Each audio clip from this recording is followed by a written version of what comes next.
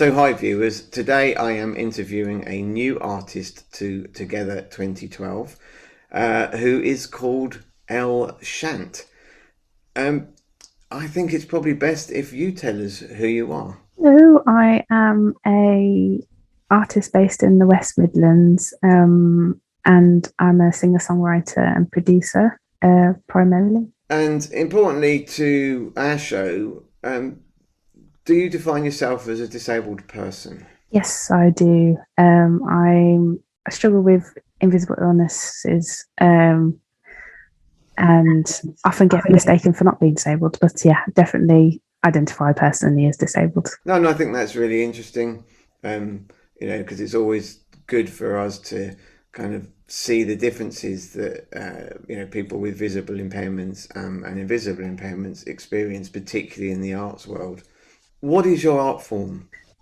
So I work in music, and I've always loved music for a really long time, and then started producing in the last 2 years as well to kind of go along with that. And I mostly sing, play guitar, and in performances, sometimes I use a live looping station. Okay, and for those who don't know, what is a live looping station? So basically, I'll sing or play something to a time, and then I will record and loop it, so it will play again, and then I'll like build that up into layers to make a song. And you do all that live. Yes, it's very nerve wracking. What sort of music genre would you describe your creations as? I think I'm a bit genre bending. So I generally kind of classify it as ambient because my vocal's quite soft, and that kind of goes into the music no matter what sort of genre I'm in. But I've done stuff that's a bit more orchestral. I did a lot of work in electronic music as a featured artist for a while on things like UKF and Liquidity and stuff like that. And now my genre of self-producing is kind of like a ambient electronic orchestral mash, which sounds strange. No. I mean, I've listened to it, and I get what you're saying. I mean, it's a kind of a mix of different kinds of sounds put together. You mentioned a couple of platforms there, UKF and something else. Could you just elaborate a little on what they are? So UKF is like a really big electronic music platform on YouTube, and as is a label. So I've worked with a producer called Bert H, who's based in Russia, and we have a track on there for any electronic music heads out there. And Liquidity as well is like it's like drum and bass sort of thing. So yeah, I've worked in drum bass house, feature garage and stuff like that. And then decided that I kind of wanted to make my own musical creations. So I've been working on that after. Okay, I mean, it sounds really interesting, and you're certainly making progress. So, thinking about the fact that you're now moving much more into a kind of expressive phase of your own work, you have recently performed a live show, or created and curated a live show called Seasick.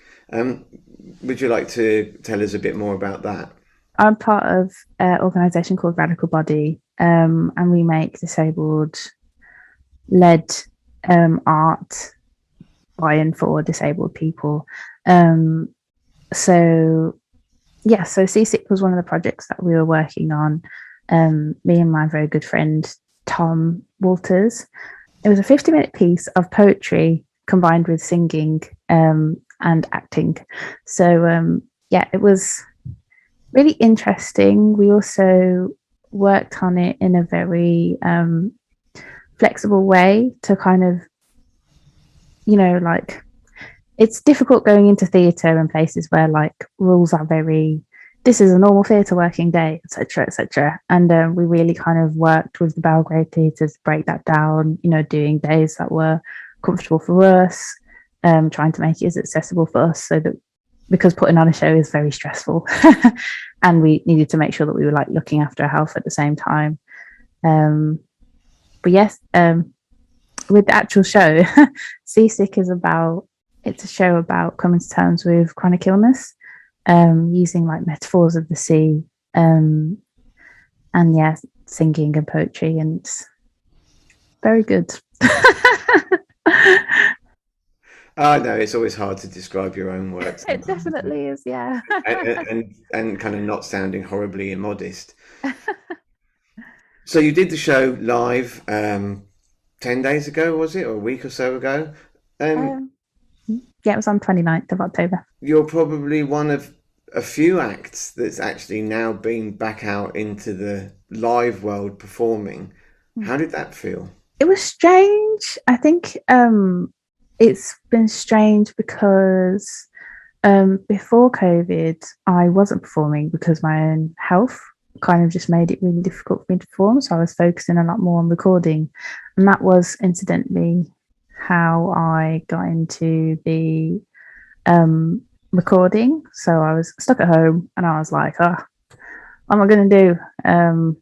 And still wanted to like do music and stuff, but wasn't sure how to do it, and started just messaging people on SoundCloud at the time, and getting into collaborations through that. So going into performance after COVID shut everything down, without performing that much just before COVID as well, was really interesting.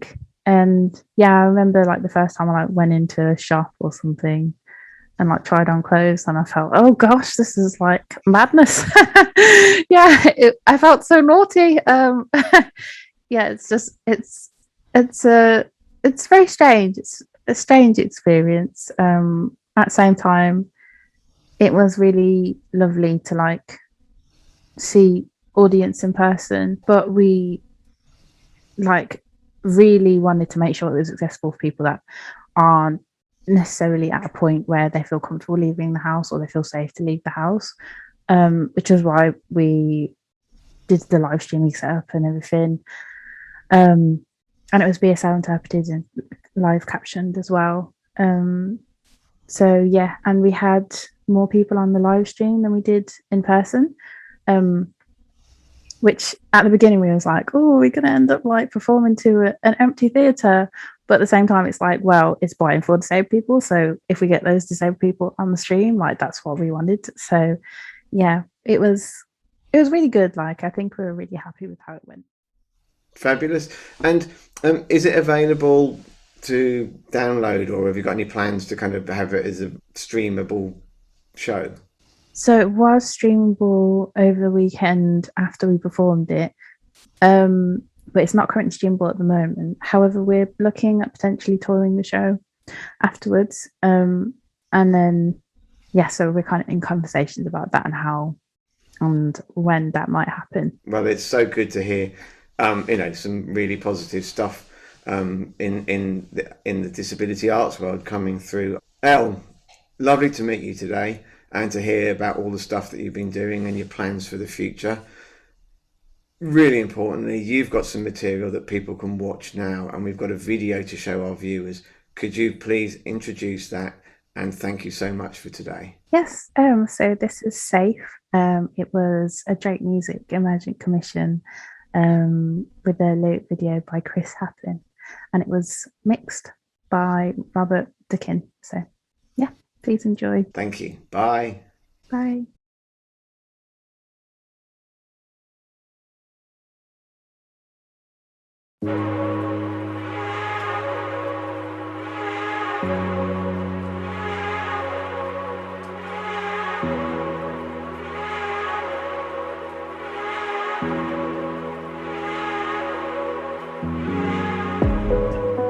There's a voice inside my head.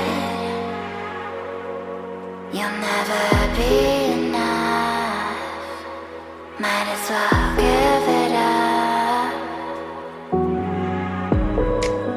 On and on it never ends.